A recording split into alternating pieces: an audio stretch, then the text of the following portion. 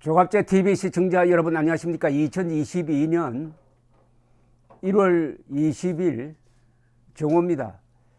드디어 김정은이 한국 대선판에 끼어들기 시작했습니다. 한국 대선판이 김정은의 운명에도 크나큰 영향을 끼치니까 손 놓고 있을 리가 없습니다.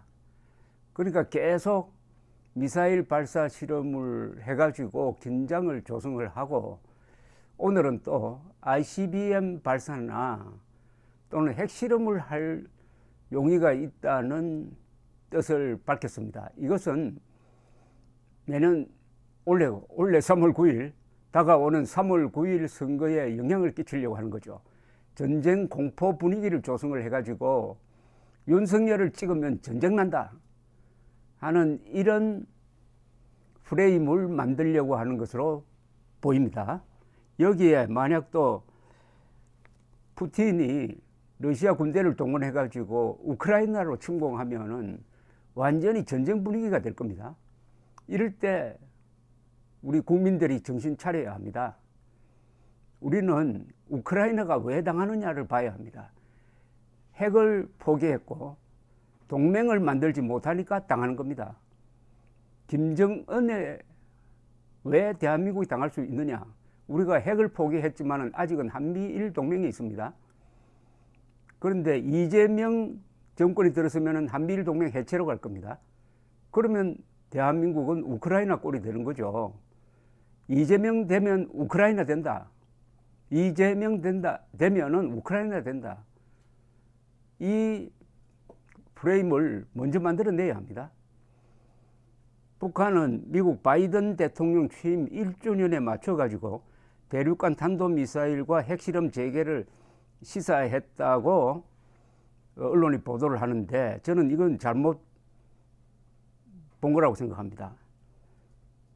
취임 1주년에 맞춘 게 아니라 오는 3월 9일 한국 대선판에 맞췄다고 봐야 됩니다.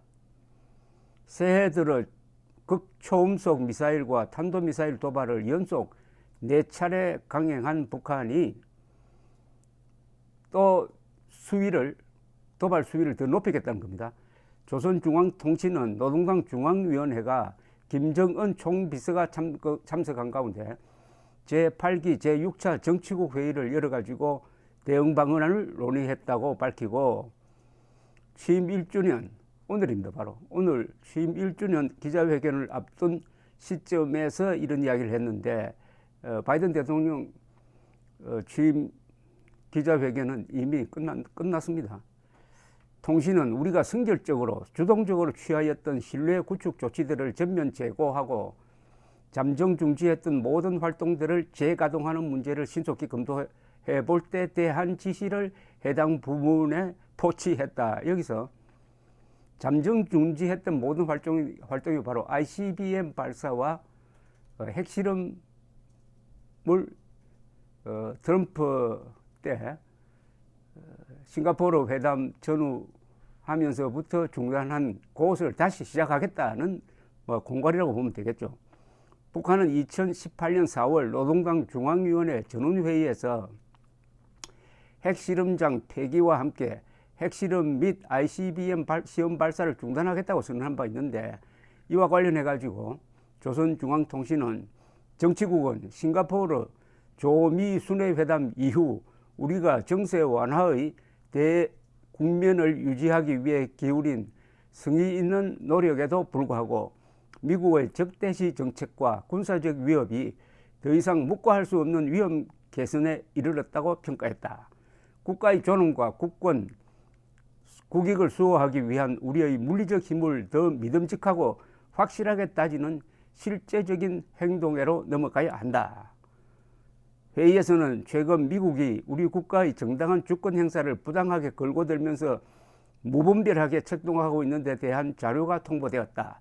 미국은 우리 국가를 악랄하게 중상모독하면서 무려 20여 차의 단독 제재 조치를 취하는 망동을 자행했다.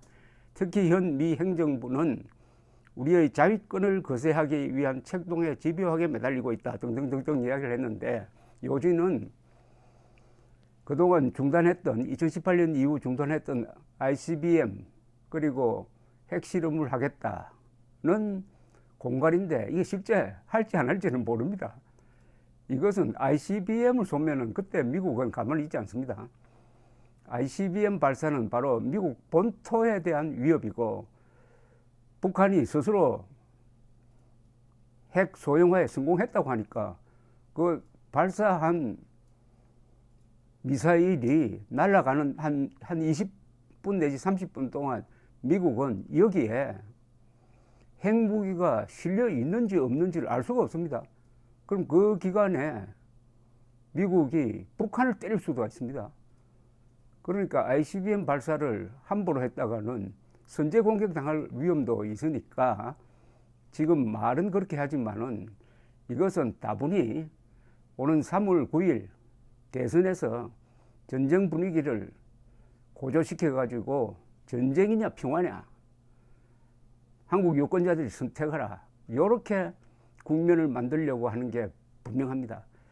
이번 대통령 선거는 한반도의 운명이 결정될 뿐만 아니라 한반도를 중심으로 한 동북아의 정세에도 큰 영향을 줍니다. 만약 이재명 대통령이 등장한다면은 남한의 종북 정권, 북한 노동당 정권, 그리고 시진핑 정권, 푸틴, 이게 한 덩어리로 돌아갈 가능성이 많습니다. 그러다면은 한미일 동맹이 형해화되고 미국이 전략적으로 동북아시아에서 어려운 처지에 놓이게 될 것입니다. 그러니까 이번 선거에 북한은 북한대로, 중국은 중국대로 영향력을 행사하게 될 것인데, 옛날에 반공의식이 투철했던 국민들이면은 이런 긴장 고조가 일어나면은 단결해가지고 이 좌파 세력을 선거에서 아주 몰락시키는 경우가 많았습니다. 그러나 국민들이 전쟁을 두려워하면은 이런 공갈에 넘어갈 가능성이 다분히 있습니다. 다만 요사이 윤석열 후보가 핵 미사일 선제 타격 주장을 한 데 대한 반응을 보면은 국민들이 오히려 윤석열 편을 드는 것 같기도 합니다. 상당한 변화가 지금 진행되고 국민 여론도 진행되고 있는 것 같기도 한데, 이럴 때는 가장 중요한 게 선전입니다. 어떤 구호로서 무찌르느냐. 우크라이나 사태가 곧 한국 정치판에 큰 영향을 주게 될 겁니다. 푸틴이 우크라이나를 침공했을 때는 우리는 이재명 되면 우크라이나 된다, 핵과 동맹을 포기한 우크라이나, 핵을 포기하고 동맹까지 포기하려고 하는 이재명, 이 전쟁을 부른다, 침공을 부른다, 이렇게 대응해야 되는 것 아닐까요? 감사합니다.